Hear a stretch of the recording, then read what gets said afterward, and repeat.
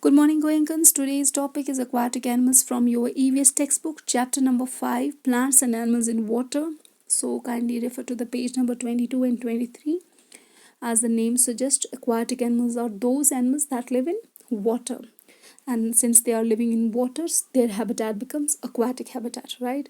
And thus they need to adapt to their surroundings in a different way.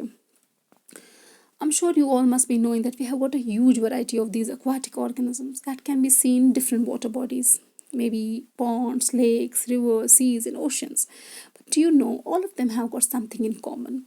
Maybe in terms of their body shape, the way they are breathing, and many other features. Do you know what it is called, these features? These are the specialized features, and we call them adaptations. And today, actually, we are going to talk about these adaptations of some of the aquatic animals that are mentioned on your book. And some of the adaptations I have mentioned on your screens, try to correlate all these adaptations with the diagram that's given on your book, page number 22. That is basically an external structure of a fish. For that matter, I'm sure you all might have seen fishes in real life as well. So try to correlate all these adaptations with that. Starting with the body shape, take Goenkans. Fishes has got a peculiar or a different kind of a body shape, a streamlined body shape, neither too thin nor too fat. It's somehow in such a manner that helps them to move swiftly or easily in water with the least resistance. So that is why their body is called a streamlined body. Fine. And they have got some scales on their surfaces or on their body. Like we have got skin that protect our inner cells, epithelial, etc. But the way we are getting skin, they are having the scales that protect them. And other than that, that it also helps them to move in water easily.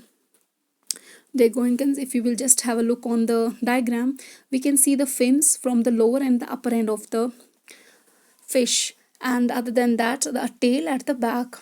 Do you know these things are not just to enhance their beauty, but they are very important in terms of changing the direction and keeping their body balanced in water. Other than that, a very important and peculiar adaptation with the fishes is that they have got gills. Gills is basically their respiratory organ that enable them to absorb oxygen. Now, this is not a molecular oxygen. This oxygen is basically dissolved in water, and that becomes the reason that they cannot survive on the surfaces. Otherwise, we also inhale oxygen, they also absorb oxygen, but our oxygen is a molecular oxygen that is present on the surfaces. Their oxygen is a oxygen that is dissolved in the water, and that is the reason they cannot survive on the surfaces. They need, whenever they want to, you know, survive, or they want to inhale, exhale, they have to take only the dissolved oxygen. So that becomes the reason for their non-survival on the terrestrial habitat. Now, there are number of fishes like dolphins, whales that do not have gills. They have got lungs and nostrils like we have in their upper parts of the body, and these fishes rise up to the surfaces of the water to breathe. You might have seen dolphins jumping around, and it's not just for the fun or entertainment.